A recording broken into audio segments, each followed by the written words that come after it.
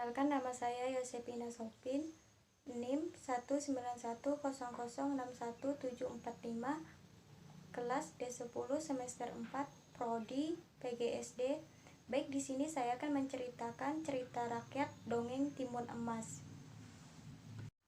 Pada zaman dahulu, ada seorang nenek yang hidup sebatang kara. Namanya Mbok Rondo. Dia tidak punya anak walaupun usianya sudah tua. Ia berharap mempunyai seorang anak. Pada suatu hari, Mbok Rondo bertemu dengan raksasa di tepi hutan. Raksasa itu menawarkan bantuan kepada Mbok Rondo agar bisa mempunyai anak. Tetapi raksasa itu memberi syarat.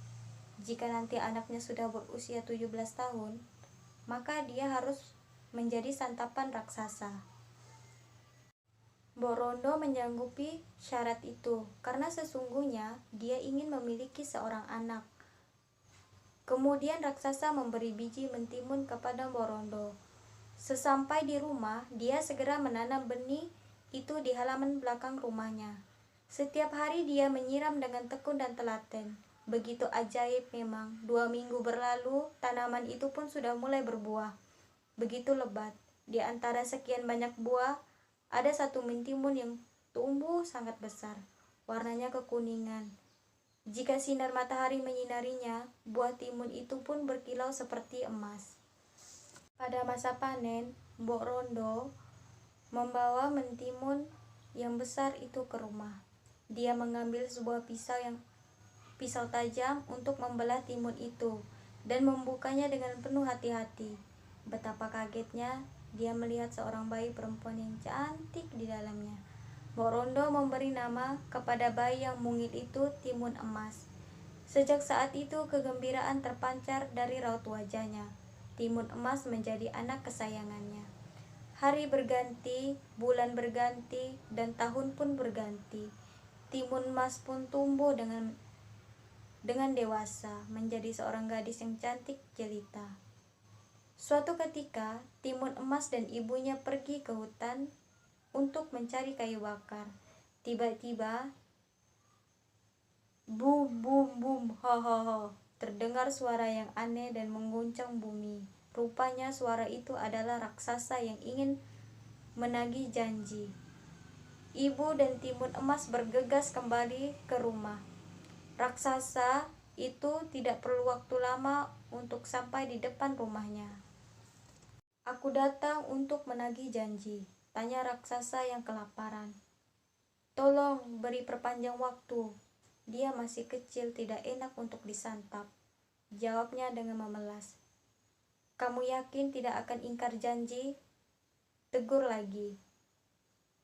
"Tidak, dia masih sangat kecil, kasihan," jelas Mbok Rondo. Akhirnya raksasa itu menyetujui dan akan datang setelah 2 tahun lagi. Dia pun kembali ke hutan, entah di mana rumahnya.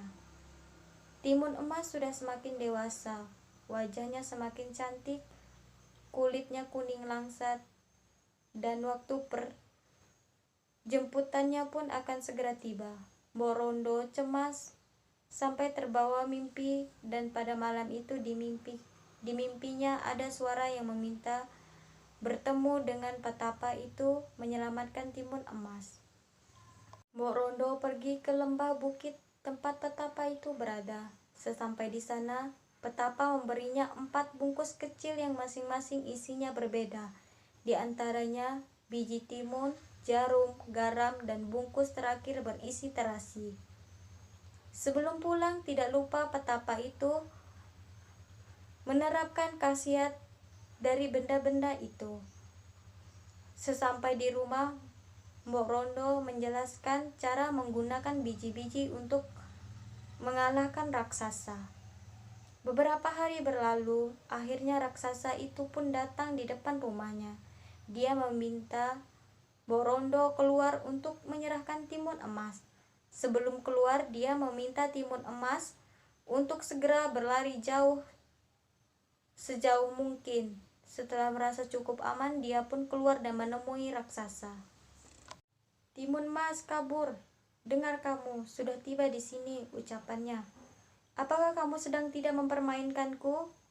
tegur raksasa yang sangat murka. Tidak, dia sudah pergi dari tadi, jelasnya. Cepat beritahuku kemana dia pergi, kan kuhancurkan gugukmu, gertal raksasa. Aku tidak tahu, ampuni aku, jawab Mbok Rondo memelas. Mendengar itu, raksasa semakin murka karena dia memiliki badan dan kaki yang tinggi. Dia melihat timun emas yang sedang berlari. Karena langkah kakinya yang lebar, maka raksasa berhasil menyusul, namun timun emas segera menaburkan biji mentimun. Sungguh ajaib, biji-biji itu berubah menjadi ladang timun yang lebat. Raksasa yang lapar, dia pun memakan semua timun itu. Setelah kenyang, dia pun kembali mengejar. Sebelum sampai mendekat, timun emas segera melemparkan jarum-jarum yang terbuat dari bambu. Tiba-tiba jarum itu menjadi hutan bambu yang lebat.